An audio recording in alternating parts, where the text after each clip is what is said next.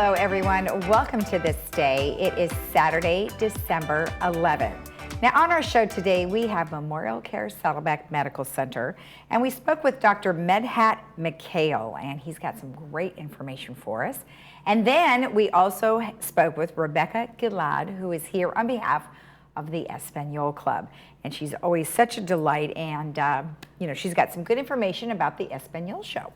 All right, let's take a look at our local weather. We are looking at nice sunny skies today after we burn up some of our clouds. We are 65-46, tomorrow 63-45. Monday, we are going to be clouding up. As Tuesday, we are expecting some rain, 58-48. If you're traveling in the state of California, take a look at these numbers. Local temperatures are 62-50, a little on the chilly side. Santa Barbara 60-44, San Diego 61-46, Tahoe 37-25, Mammoth 39-20, and Big Bear 45-18. And believe it or not, we are looking at snow in Tahoe and Mammoth. And Palm Springs 66-47 and Las Vegas 55-35.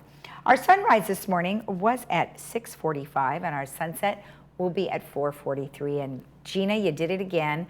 Glorious picture of our trees and the beautiful sun shining through right here in our village. So great photo. Thank you, Gina, for sending that in. If you have a photo you would like to share with us, please email it to lagunawoodsvillagetv@gmail.com, and please make sure that it is a high definition, high resolution photo, and also in focus to make sure that it shows great on broadcast. All right, when we come back, we will have Memorial Care, so stick around.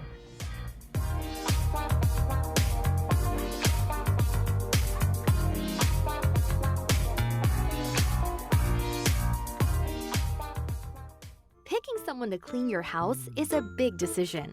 After all, they'll be inside your house and touching virtually everything you own. Sadly, though, not all cleaning professionals are actually real pros. Like this person you found online who uses the same sponge in the kitchen they use in the bathroom.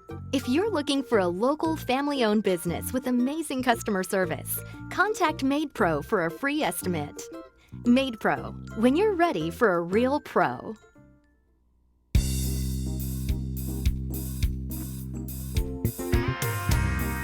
Welcome back. Today I am joined by Dr. Medhat Mikhail, who is here on behalf of Memorial Care Saddleback Medical Center. Well, Dr. Mikhail, thank you so much for joining me. Thank you. Appreciate it. Good morning, everyone. Now, something that, we've talked a lot about on our program with a variety of different people, and, it's pain management. And, it's something that I know many of our viewers are trying to deal with, and sometimes successfully, sometimes not so successfully. So I'm really glad that we're talking about this today. But before we get into that, tell me a little bit about yourself. So my name is Medhat Mikhail. I'm a pain specialist. Have been in practice of medicine for over 42 years. Mm-hmm. My background or primary specialty is anesthesiology. And I have been practicing pain medicine for over 23 years. I'm a board certified in both anesthesiology and pain medicine. I enjoy taking care of pain patients and alleviate their suffering. I have interest in a lot of complex pain cases, including cancer pain, neuropathic pain, and a lot of pain-related nerve injury, spasticity. I have been with Memorial Care for many years, and I enjoy the Saddleback campus where I have an office on that campus. And my relation with Memorial Care goes for years. Okay.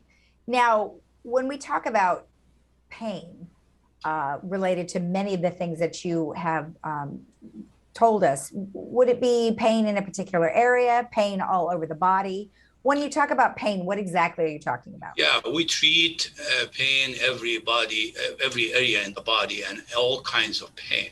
So pain can be what we call nociceptive, which ranges from tissue damage, injury, to any visceral pain. And then the other part would be the neuropathic pain, which is a nerve-related pain, which can be ranging from peripheral neuropathy because of diabetes, alcoholic neuropathy, idiopathic neuropathy, nerve damage from an injury or a fracture or anything like that.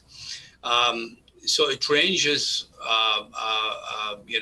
widely from the head to the toes, with all kind of chronic headache, all types of headache, to spine, starting from the neck all the way down to the bottom of the back, all nerve-related extremities, any chronic abdominal pain, all kind of pain that start acute and become chronic, we deal with. We deal with it when it's acute, and we deal with it when it becomes chronic, to prevent the long-lasting suffering for all the patients.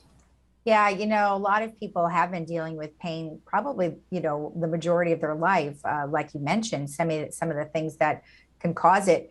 Now, over the many years that you have been dealing in this kind of area, I'm imagining that you're seeing a shift with how people treat pain.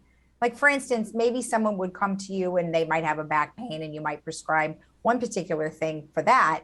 But then for somebody who has chronic pain, you might do something different. Tell me the ideas of treatments that you use.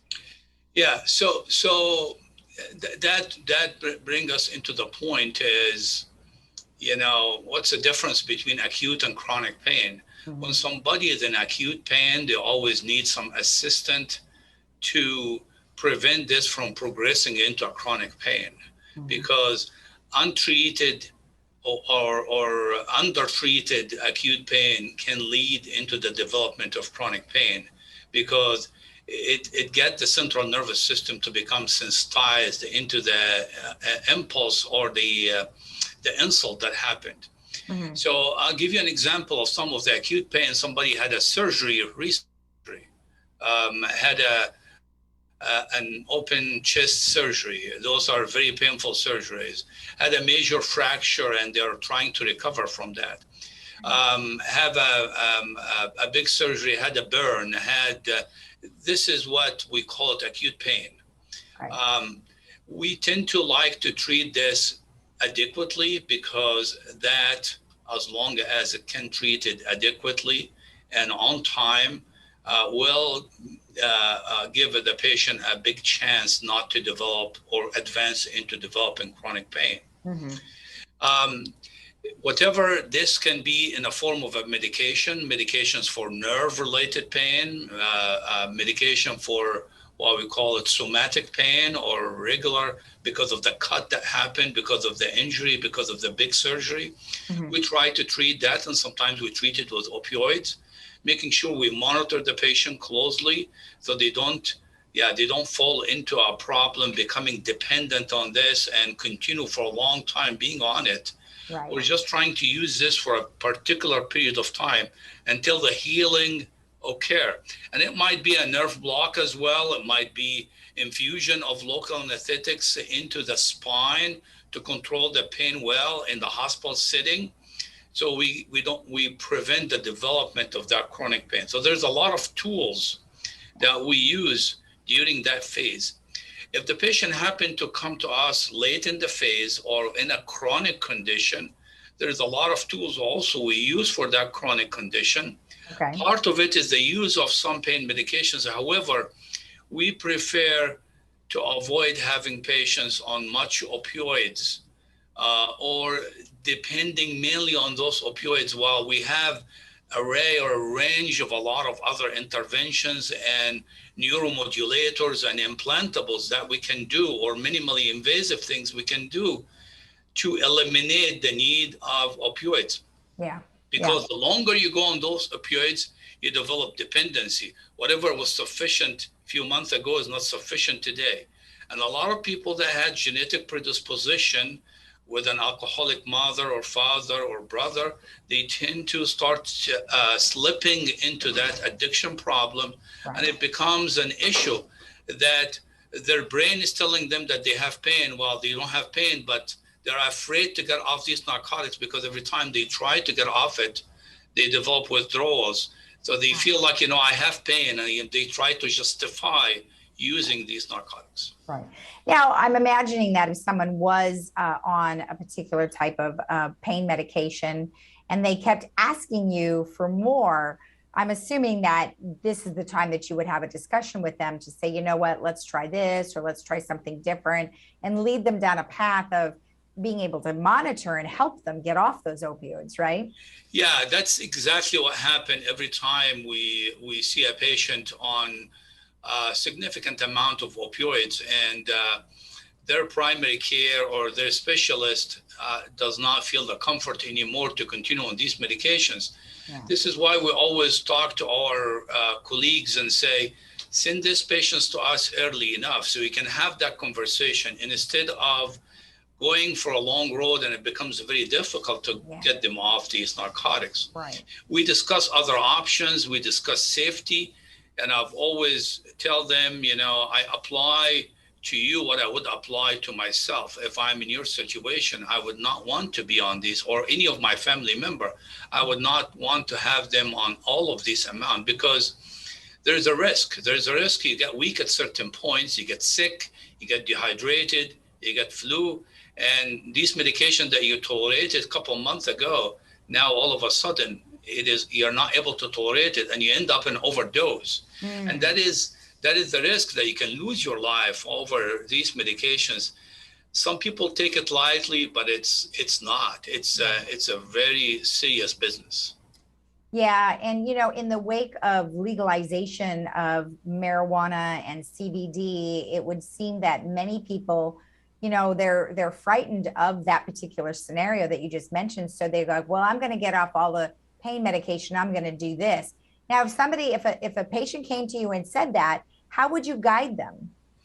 So if they are not taking any opioids or taking any benzodiazepines like Valium, Ativan, Xanax, I am not against if they felt that they used CBD and it alleviated their pain, and they are getting it from legal channels, not illegal channels, legal channels, and they are taking it in a different formulation other than smoking it, because smoking, no matter what, is very not good for your lungs, and it's health wise it can be very risky.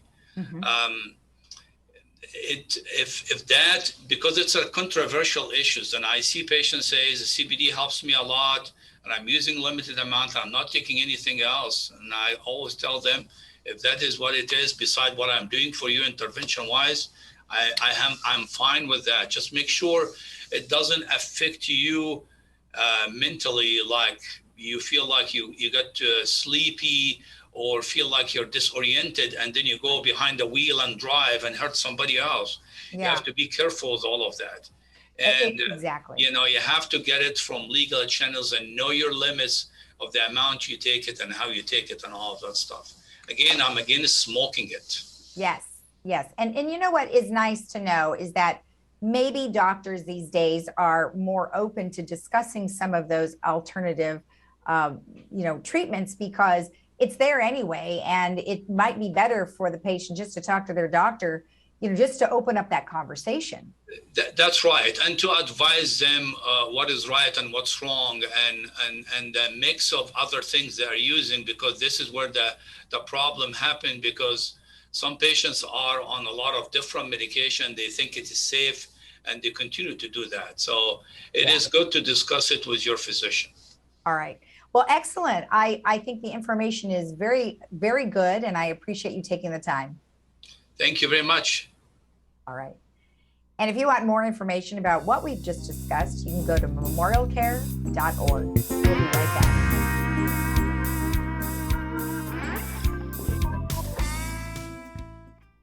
Hey, beach walkers, grandkid chasers, stair climbers, dance lovers, weekend warriors, and yogis. Your life demands activity, and joint pain shouldn't hold you back. Get personalized joint care that's as unique as you, with high satisfaction rates to prove it. At Memorial Care, your joint replacement patient navigator will be by your side, helping you safely return to more. Like another beach, extra hug, and one more song. More from life is calling with Memorial Care.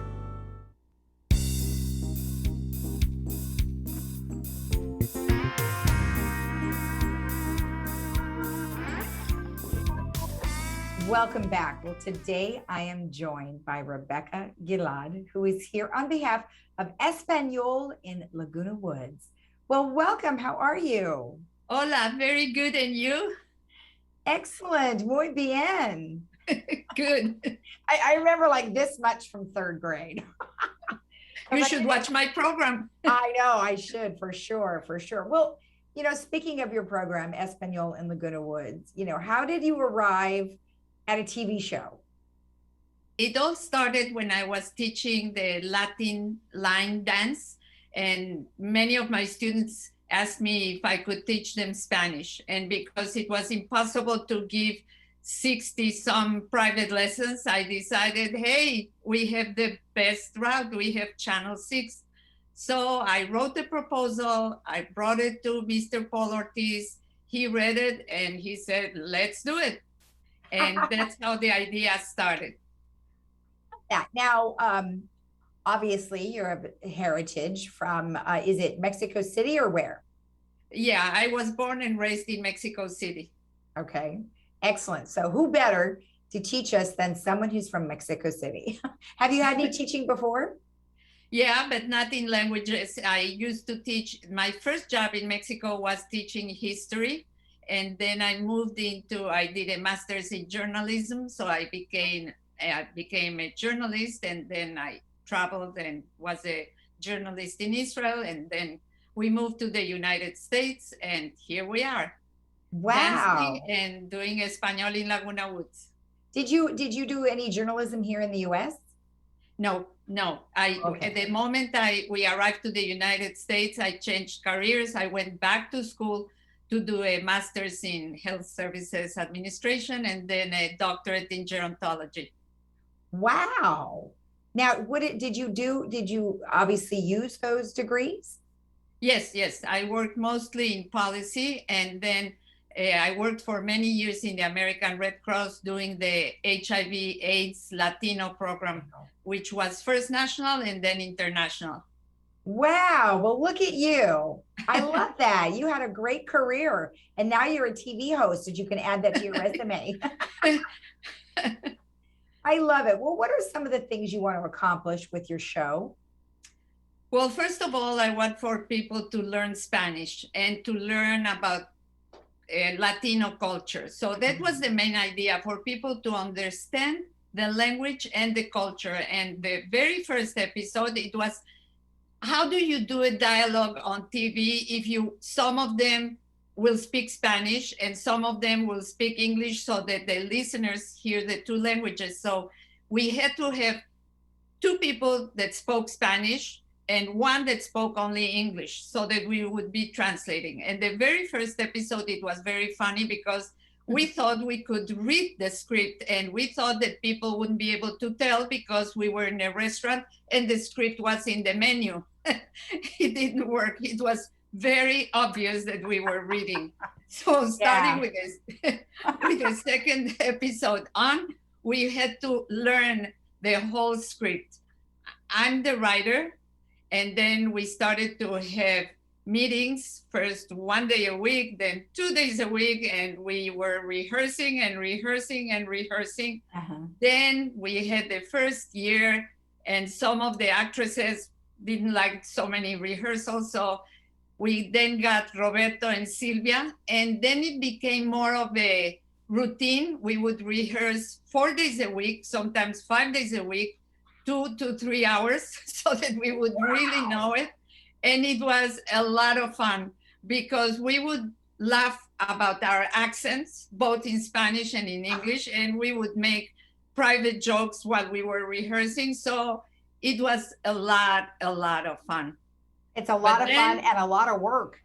Yeah, a lot of work, because first it has to be written, then it has to be rehearsed, then it has to be remembered and acted. And at that time, we were lucky enough to go to your studio, where we had professional cameramen, editors, producers, and they would tell us, this is good, this is bad, and even a makeup artist. Yes. But then COVID happened. Right. And your studio was closed, and I didn't want to give up Espanol. So it started all with one person, myself, at home.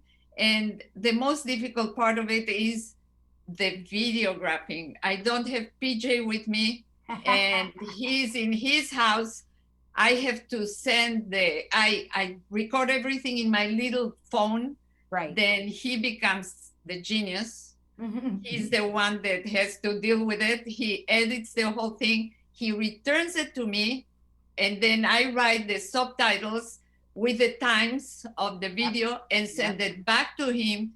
He includes all the subtitles. He puts in the photos and the music, and then he sends it back for the final review. So it has had many, many changes, but it continues to be a wonderful thing. Well, good. Well, where are you headed now? I mean, do you think you're going to continue to do it that way, or are you going to come back in the studio, or what are your plans?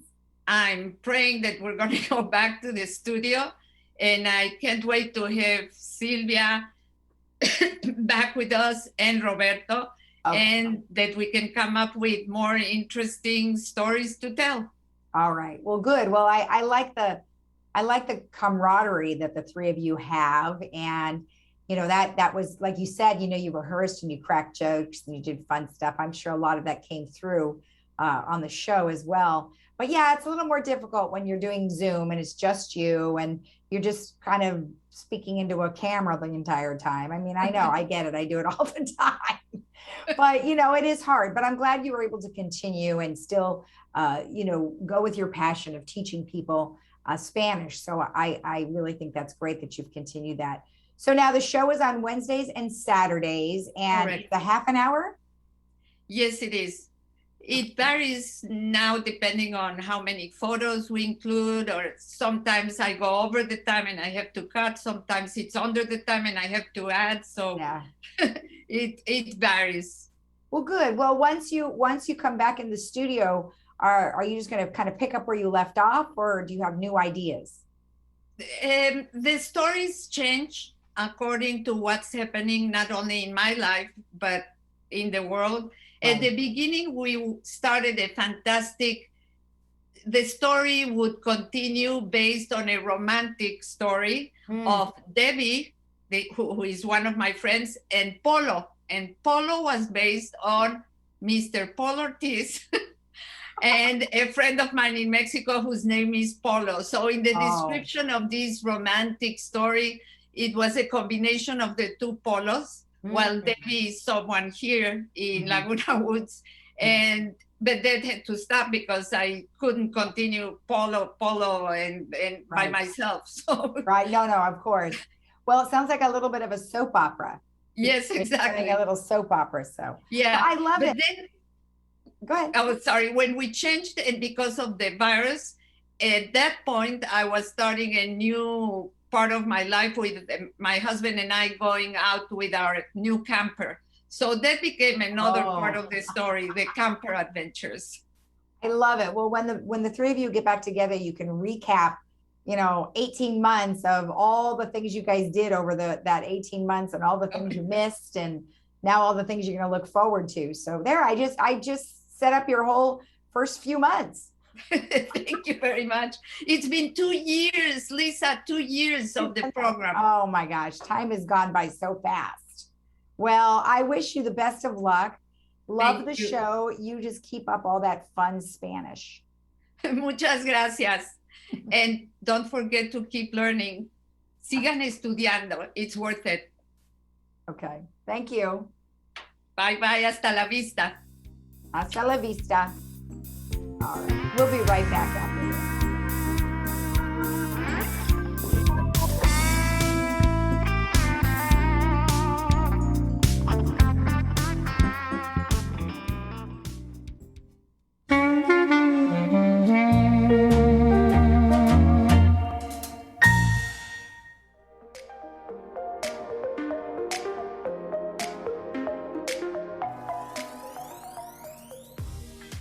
Our movie for today is called The Goodbye Girl, and if you were familiar with that, it stars Richard Dreyfuss, and you can see that today at 2 p.m. with subtitles and 6 p.m. without subtitles, and that is brought to you by Harvard Eye Care. Now, I have an announcement that is from Broadband, and they just wanted us to let you know that starting in February of 2022, the prices are going to go up by about 5%. And this is really because of equipment, licensing, a variety of things that have changed over the years that are increasing the costs. So they wanted us to let you know that that is going to happen starting in February of next year.